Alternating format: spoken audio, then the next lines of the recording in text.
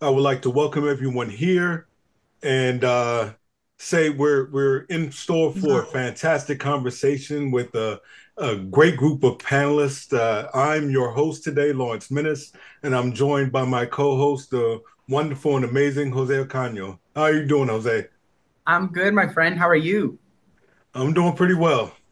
Busy weekend, but again, it's always busy. So I'm looking forward to being able to sort of listen to this discussion and learn something very, very important, especially as we're getting into the giving time of the year. Yes, me too, me too. All right. And I think you have a question of the day for us, don't you, Yep, my friend? I do. I do. So I have a question of the day, and it's actually going to be the question that we're going to lead off with our panelists in a moment. But the question of the day for everyone is going to be uh, what is ethical fundraising?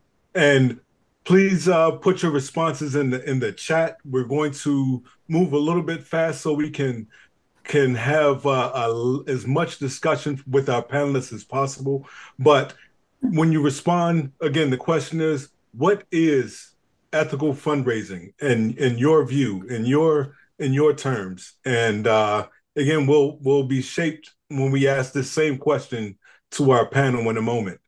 And as you put in those responses, we'll also go ahead and jump to our national announcements. So, Jose, I'll pitch to you. All right. Yes. And we're already seeing some good answers. It's about transparency, inclusivity, telling the truth. And, if you don't know, then you are at the perfect forum to learn about what that is. And so, as y'all continue to think about what ethical fundraising is, we want to open it up for anyone who has any national updates. We ask that if you do have a national update, that you keep it, 30 seconds, something brief, so that we can pass the mic so that everyone has an opportunity. But you can raise your hand using the feature. You can unmute. Go for it. Do we have any national updates? And maybe even international, since we have Canada as well. I see you, Kathy. Thanks, Jose. Yes.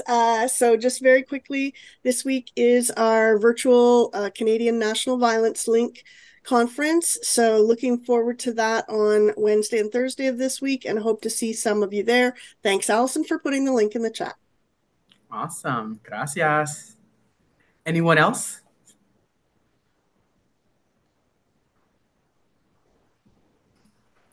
Actually, I have one.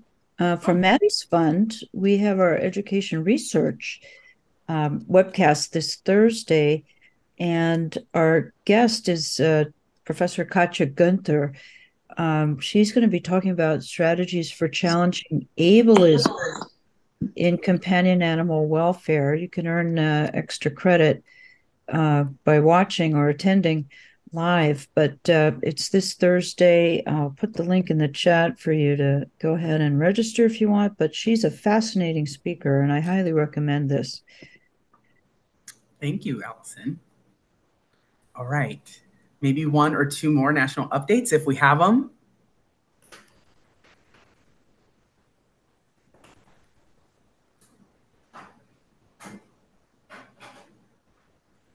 All right. Lawrence, back to you, my friend. Let's get this party started. All right, perfect. And if there are any other announcements, please feel free to put those in the chat as well. But we're going to sort of burrow ahead and jump right into our panel. First, I want to introduce our panelists. We have Aleah Simpson, Paula Shaw, and Stephanie MacGill. I mean, we have a fantastic team today that is going to be leading our discussion on ethical fundraising and showing us really what it truly means to look at the landscape of fundraising historically, look at where we are currently, and start to really think about how we may need to evaluate where we are in our current fundraising efforts and how we're reaching out to communities, or even how we're portraying different communities and different stakeholders within our local areas. It's very important, and it's a wonderful conversation I believe we're going to have. Jose and I had a chance to meet with our panelists, and we had a wonderful conversation. And so I look very forward to everything that you're going to take away from the day. So I will get started by introducing Aleah Simpson. Now, Aleah is the Program Manager of Marketing and Communications for the Pets for Life program with the Humane Society of the United States. She is an avid cheerleader for the human animal bond, and her 15 years of experience in animal welfare has given her an in-depth perspective of the underlying systemic issues in communities that can create challenges for both animals and humans alike. Throughout her career, she has worked with various animal welfare organizations to develop and advocate for programs that improve pet owners' access to care and promote DEI initiatives within animal welfare. So please give a virtual round of applause to Aleah Simpson. I love it. All right, and I have the pleasure of introducing our two other panelists. I will start with Paula Shaw. She began her career in animal welfare at the Companion Animal Alliance in 2011. In 2017, she became the founding director of Pets for Life, a program of the Companion Animal Alliance. Paula is a firm believer and advocate for equity and inclusion in the animal welfare space for pet owners and professionals alike. Under her leadership, the program prioritizes using door-to-door community outreach, building trust so her team can authentically share the stories and photographs that highlight the human-animal bond in the underserved parts of Baton Rouge. Since its founding, the Pets for Life program in Baton Rouge has provided free-to-owner pet services and supplies for over 2,000 people and 4,000 pets. When Paula is not providing services and meeting new people and pets, she is devoted to her son, Thomas, and their dogs, Scooter, Nina, Sugar, Chanel, Lucky, and their cats, Chloe, Fiona, Simba, Mimi, and Othello. Welcome, Paula. Everyone give Paula some love. And last but certainly not least is my pal, Stephanie MacGill. She is the founder of 615 Oracles, a multi-dimensional coaching and consulting firm for emerging and established leaders and organizations. Stephanie has been working in the nonprofit sector on behalf of people and animals for over 2 decades. She is both a fundraising and program planning expert with a penchant for somatic inquiry, process and system design, and authentic communication. She worked at Best Friends Animal Society for over 10 years, fundraising for, consulting on, and project managing some of the organization's keystone programs and strategic initiatives. Now, at 615 Oracle, Stephanie offers a unique blend of leadership coaching, strategic planning facilitation, and fundraising consulting with spiritual wayfinding, therapeutic support, and wellness practices.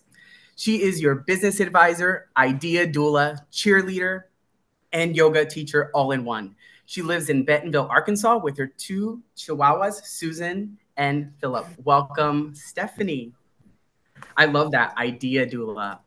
So great to have all of you here. So now, like Lawrence mentioned at the top of the call, we are going to start our call with that first question, which is, what is ethical fundraising? And Aleah, I would love if you could take us on that first journey with us. I would be glad to. Thank you, Jose. Yeah, and so I wanted to say I saw all those responses, and a lot of those were right on the money. That was absolutely perfect. So I'm glad that a lot of us here came with this idea that it's really the idea of incorporating empathy and cultural humanity and honesty within our fundraising efforts, and that's from in all branches of that.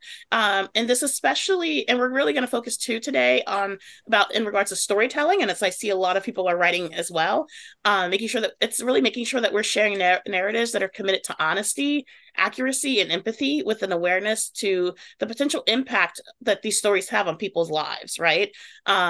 I think, in our work, right, like these stories are currency. This is the way that we share the work that what we do. This is the way that we have our donors want to support us, and also to have other people understand the important work that we do. And it's our responsibility, especially when doing sensitive work like this, to make sure that we're really walking that delicate line of like making sure that we're still showing nuanced stories about, and not perpetuating stereotypes or like viewpoints that could hurt or marginalize individual groups and communities and cultures. So that's kind of like the summary of it. And I think that's why I'm so glad that we have our team here, because Paula, especially doing the Pets for Life work, we've seen her do amazing stories if she'd like to share too. Yeah. I feel like the stories are what will help us connect as pet lovers, because everyone loves to talk about their pets, right? So if you can get in the community and focus on the human part of the human animal bond rather than making someone the villain, or, one of the things we talked about when we had our call before was that you don't hate the player, hate the game. So the villain in this is lack of access to care. And that's what you want to highlight, not sad dogs on a chain, all of that. It should be the strength of the human animal bond and how to provide access, essentially.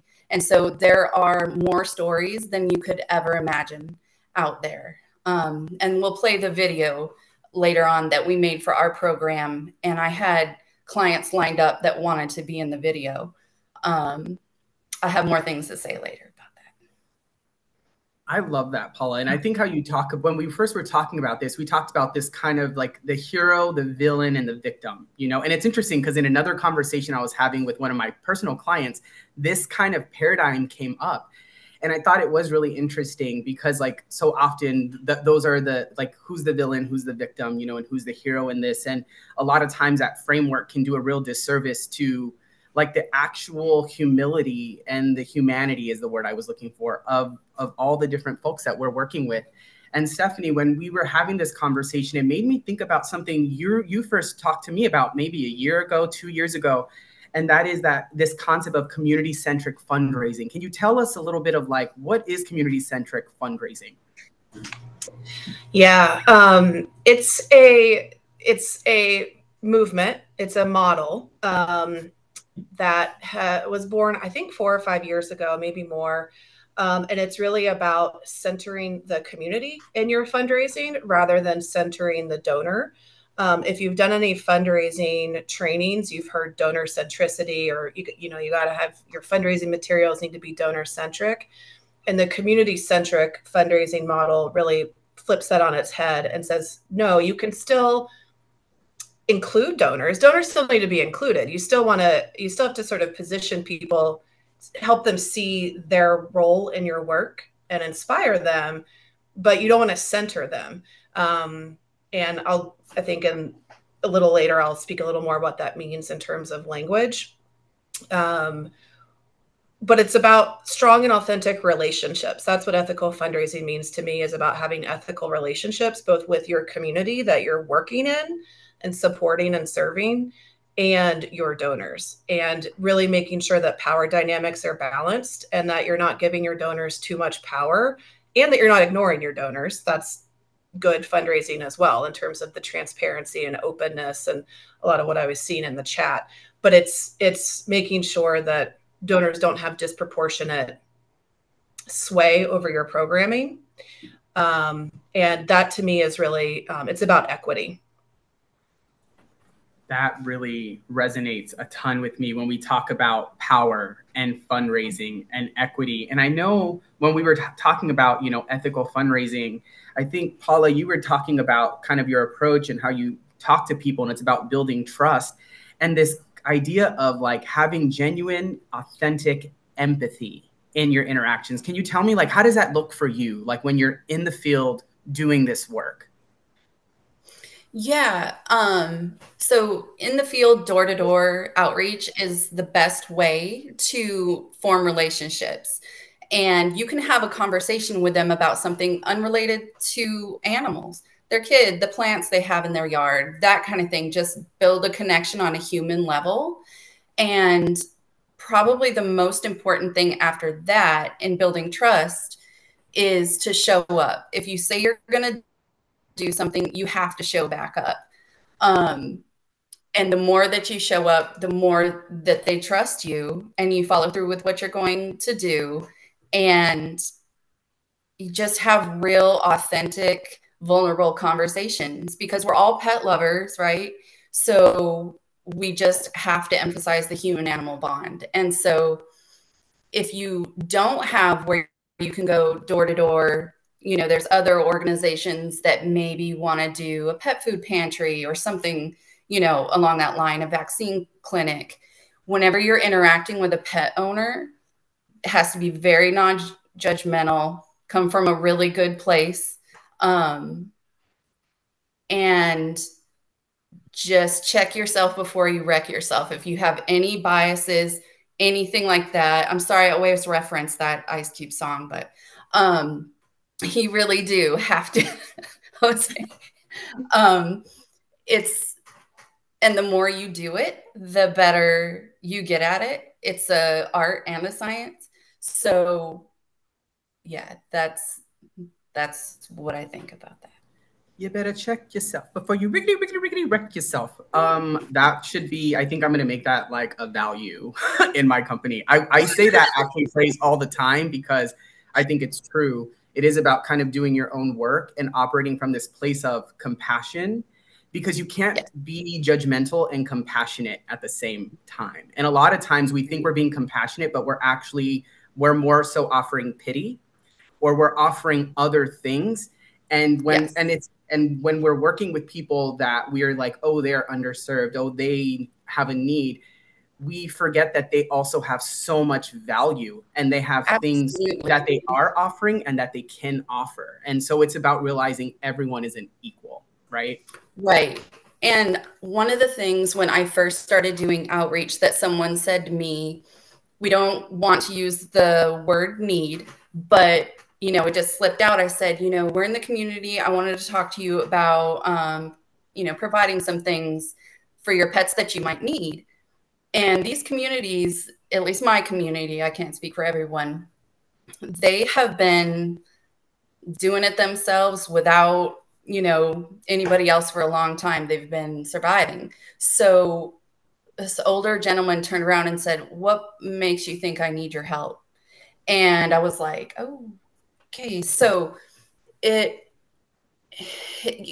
just really, you have to be on a human level. I can't emphasize that enough.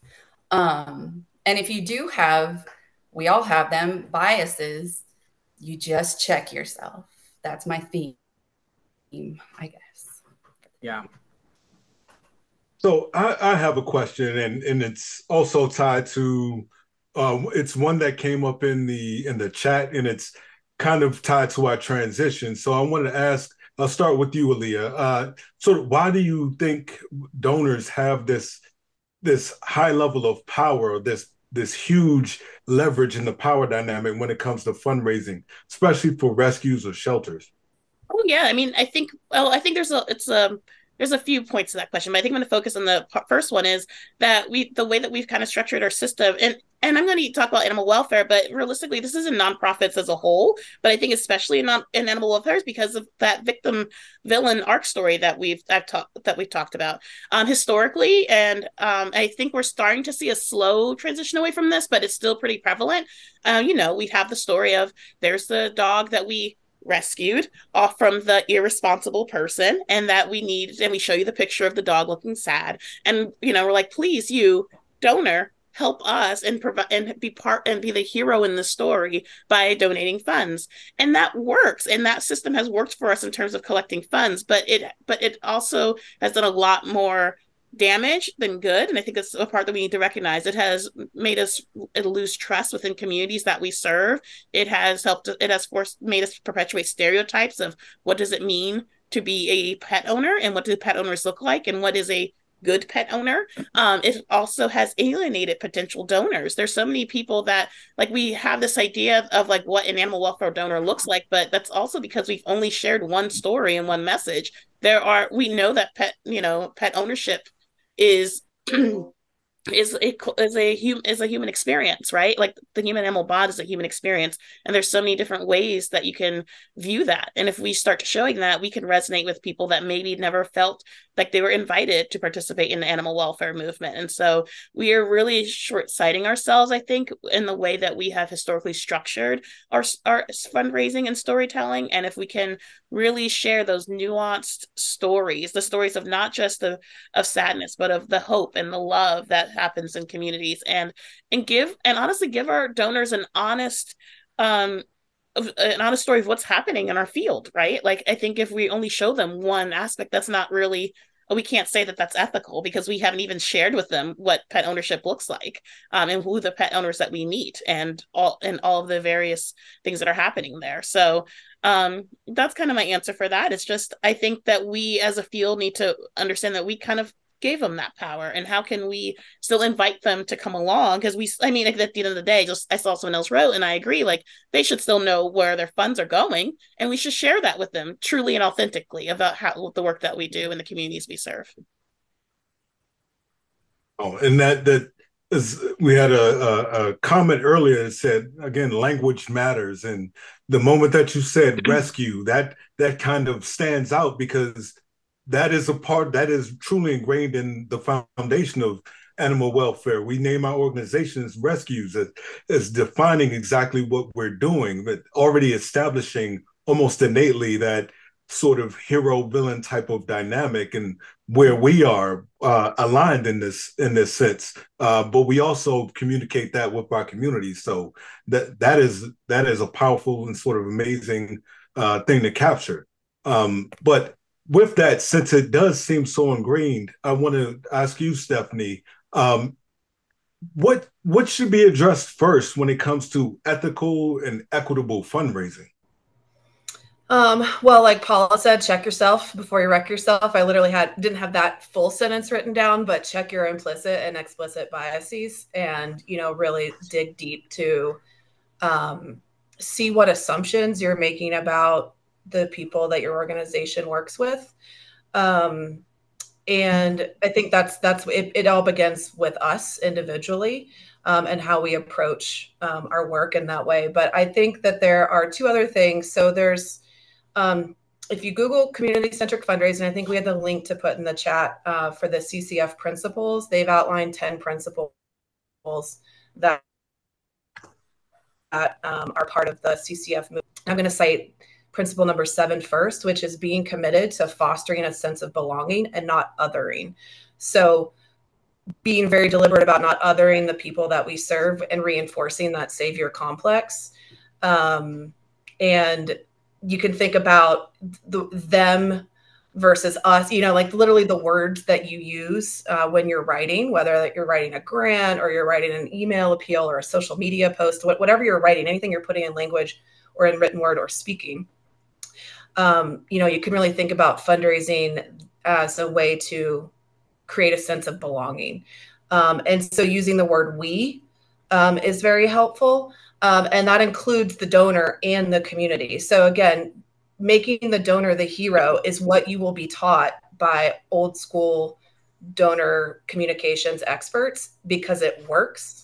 If you think about the larger system of why we have charities and why we have philanthropy as a way to counteract government inaction and a way to deal with the excess wealth that some people have, and to get those people who have a lot of excess wealth to give you, fundraisers have been taught to really, again, center the donor. So if you're decentering the donor, you can still say you, of course, thanks to your help, or with your help, we can do this. But again, it's not going excessive with that, and it's using the word we.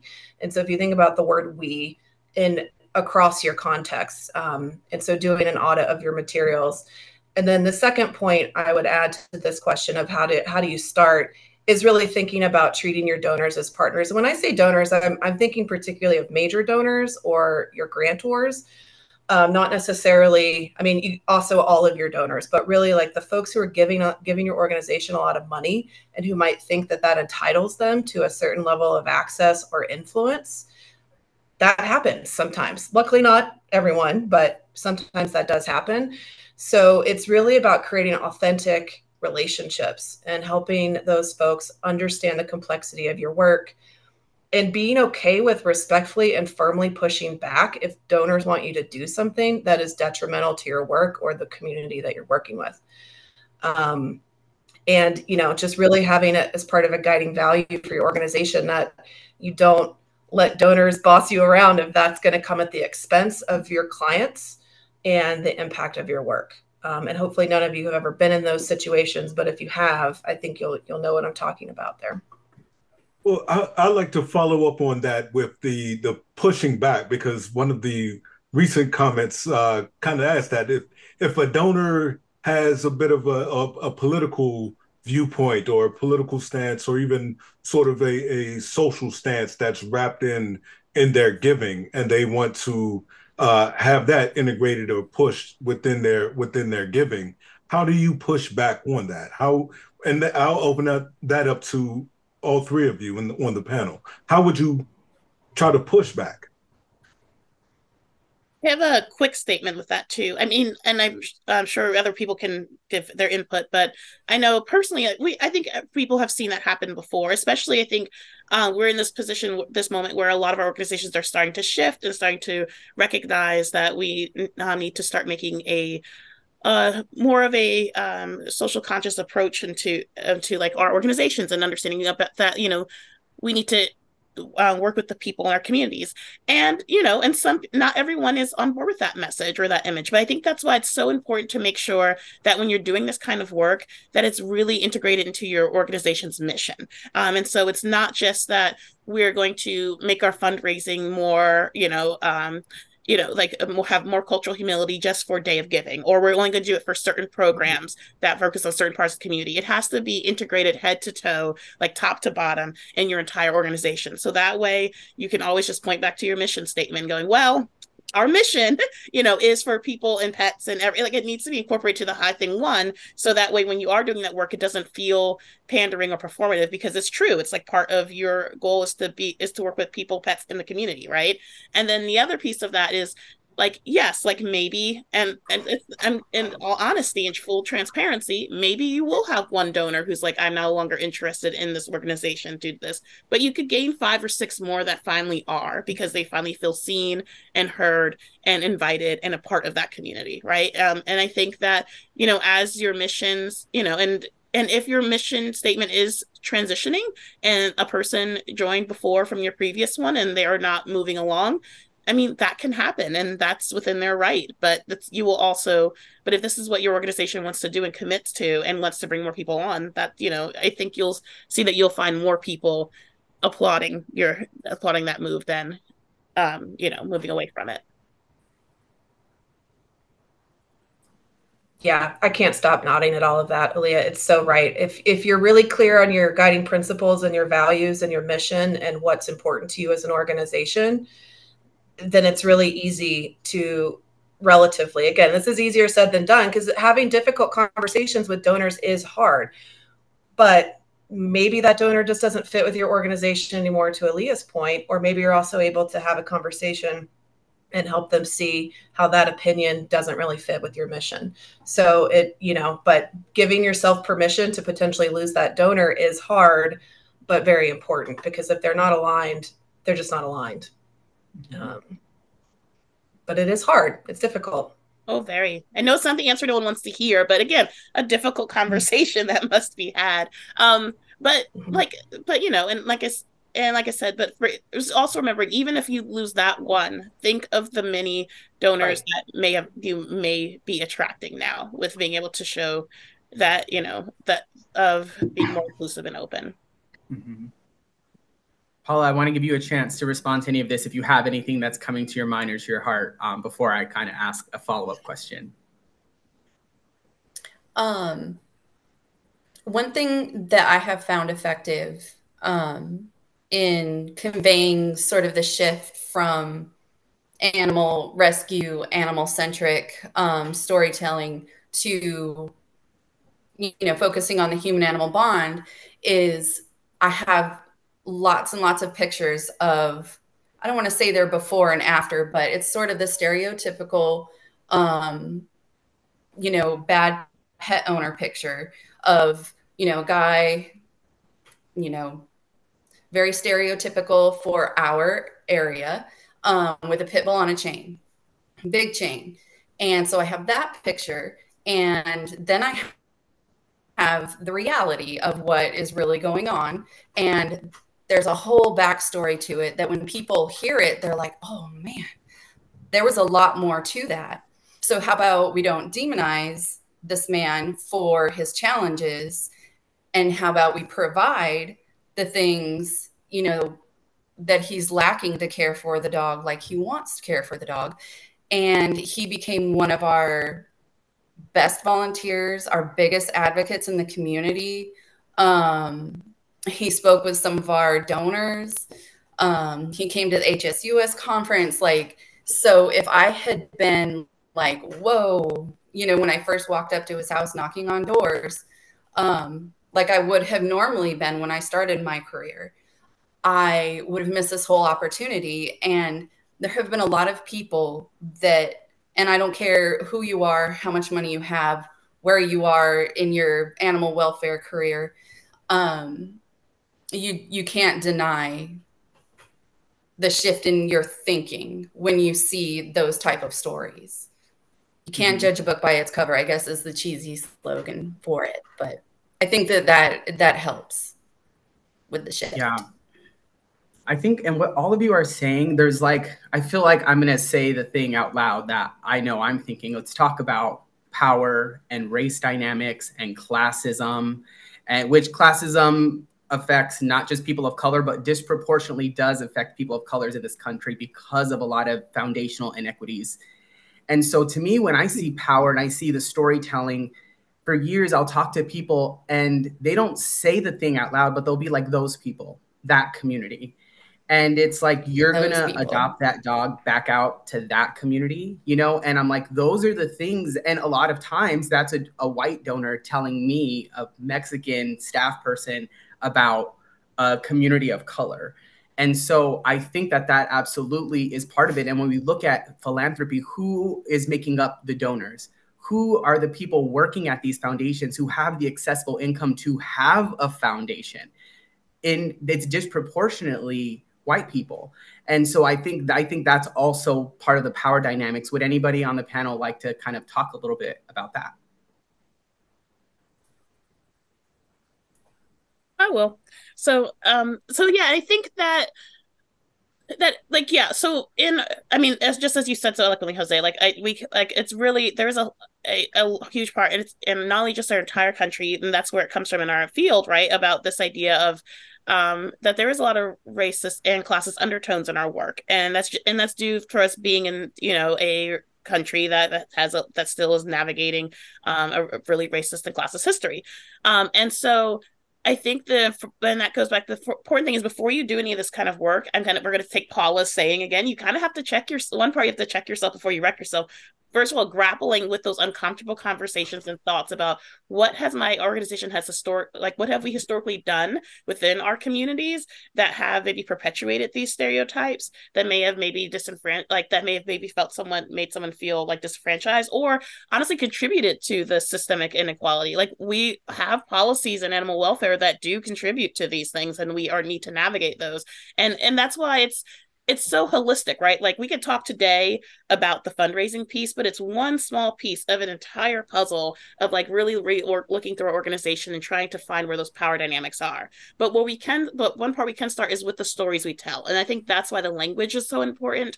And that's why the pictures that we share is so important. Like, like a lot of times when I first see organizations starting this work, they'll show me these beautiful nuanced pictures of their community-based pets programs, right? That they went to the underserved communities, and look at all of the beautiful Black and brown people that we have on our pictures. And I go to their adoption page, all white.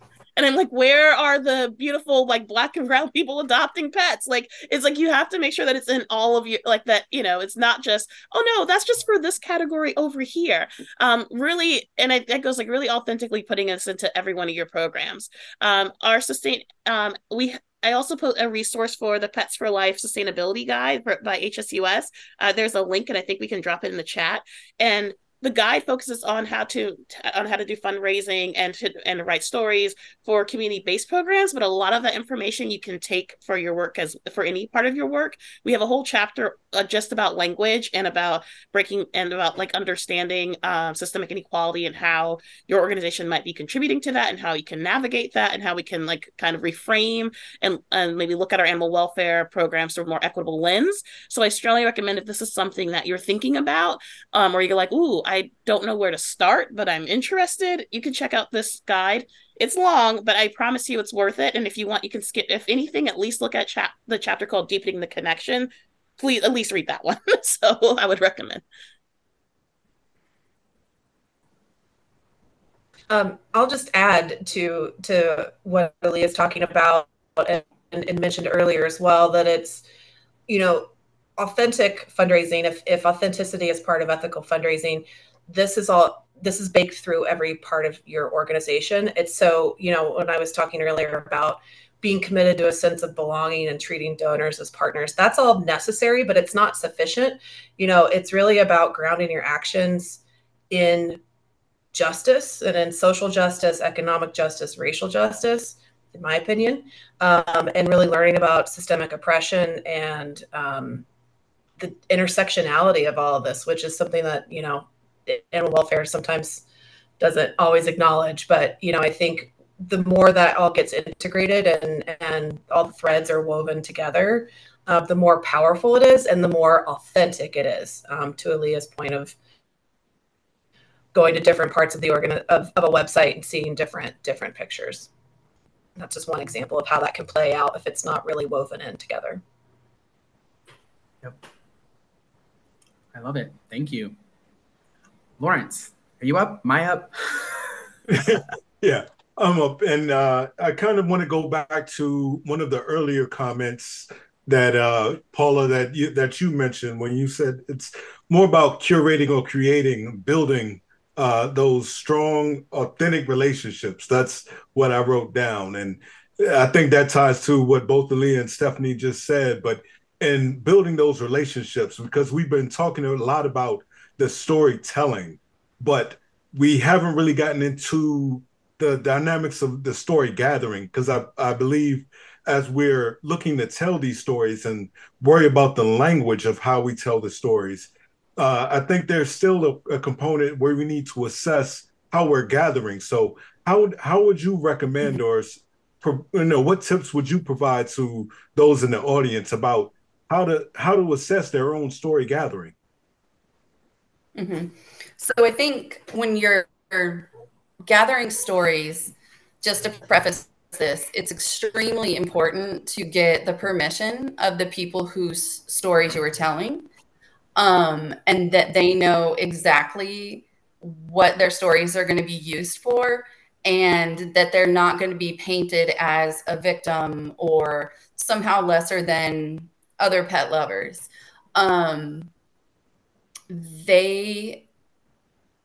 There's so many stories, but one thing, when we're collecting the stories, there's different areas of animal welfare and animal ownership that I would focus on finding a story about, like an interaction with animal control, how you partner with them to resolve an ordinance issue or something like that.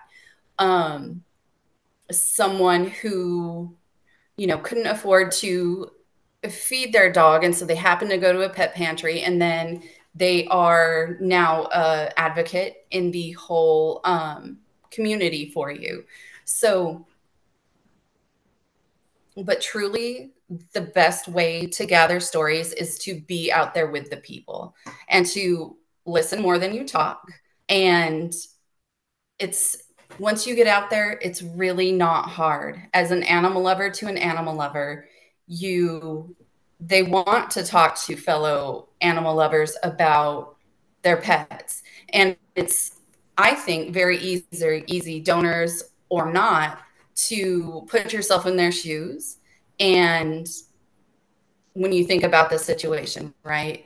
And I think, the stories that pull at your heartstrings are important. Fundraising is not my thing. Stories are my thing. But I just find that other avenues of animal welfare, so if you're a rescue organization or, a shelter or whatever facet you are in animal welfare, I was thinking about how would you connect with the community, because rescue have not been friends for a long time of the underserved community, right? A lot better. So when you're connecting with the people, I think you have to look for opportunities. So if a person comes in to surrender a litter of puppies, you want your organization to say, hey, let's go ahead and see if you want to spay mom and dad.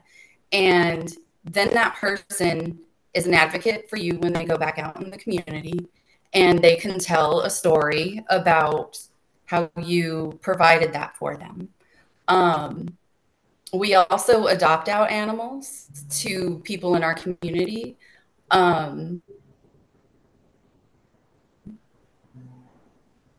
So that they feel like they're a part of the community. Just like when we say when you're putting out literature and you have the nice pictures of the Black and brown people out in the community, you know, and you're giving them food, but all the white people are the ones in the shelter holding the dog. I think collecting stories that take away from that, does that make sense? Take away from that stigma, I guess. But ultimately, it's getting out in the community, showing your face, and just really listening to the stories, because they're all there. They're not hard to find. Yeah. Perfect. Thank you, Paula. And I know there might have been a little bit of audio issues, but I think I got the message. But it's all right. And you know, when you're talking, Paula, I think about someone like my mother who loved animals. We grew up on government assistance. We grew up, you know, in a neighborhood that was really saw all the effects of like the war on drugs and gang violence and all of those kinds of things. That's something that we were around. And she loved animals. And there would be, you know, oftentimes people who'd come to the neighborhood to help. And my mother had a lot of pride. And so, and that's the thing, like everyone deserves to have dignity and pride, yes. You know? And I just can think of like, if someone was to go in and like, you know, provide some support, provide some help, some partnership, and then take her picture and then paint her out to be, you know, this poor Mexican woman who all the things like that would crush her. That would have crushed her completely, her sense of dignity and things like that. And that's where I think it's about honoring people's humanity and not using a sad story as bait to raise money. Yeah, the stories are more inspiring. Like the lengths that the people in our community that we've met, the lengths that they have gone to care for their pet with hardly any resources is extraordinary. Like people who say, oh, I live in my car, you know, if I had to, you know, move out of my house because I couldn't keep my pet. They really do. A lot of my underserved community clients, they really do that. So I think that's why we need to be very protective in the way that we tell the stories. Yeah, about them. I love that. And in the spirit of that, let's watch a video. And then when we come back, I'm going to ask all the panelists this question. So I'm going to ask you to think about it so that when we come back, but you know, before we send everybody off, I know everyone here probably wants, well, what are some practical kind of advice? Like, where should I get started? So if you all could start thinking about what advice you want to give, and Allison, if we can cue the video, this is actually courtesy of Paula's organization. So we'll see an example of what good looks like.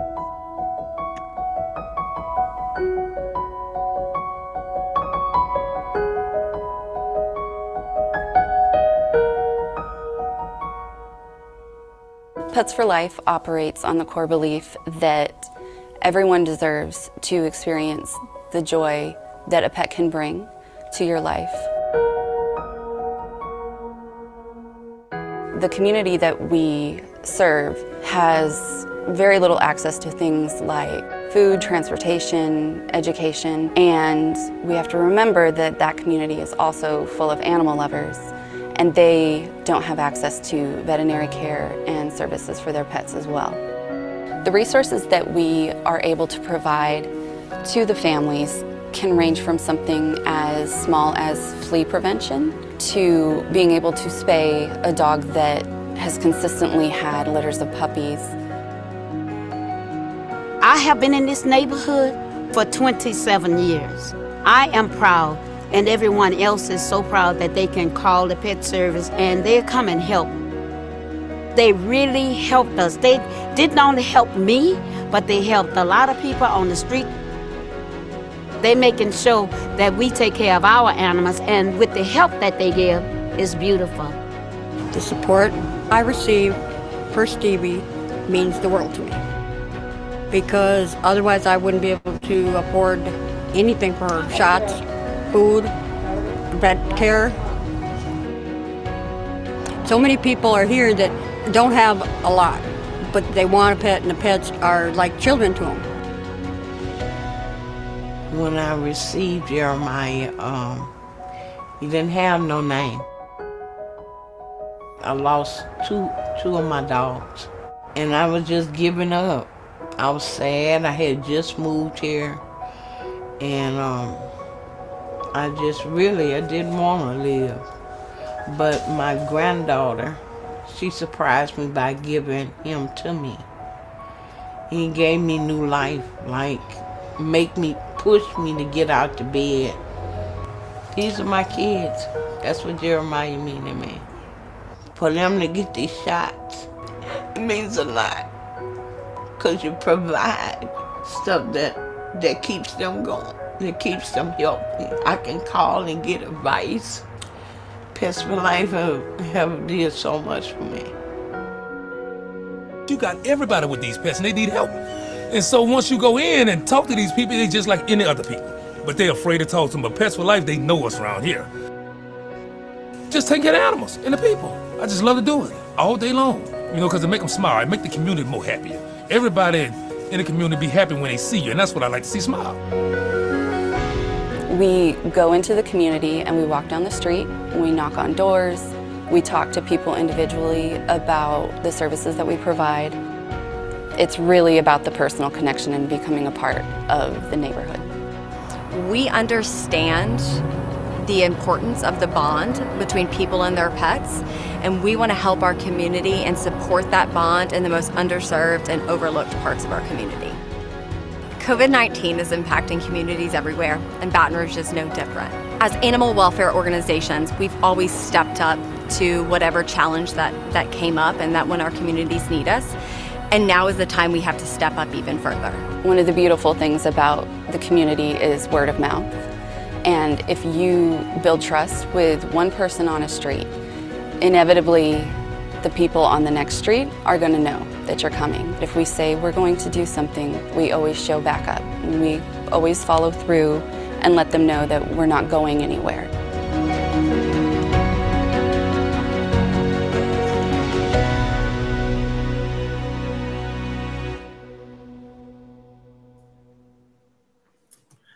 Beautiful video.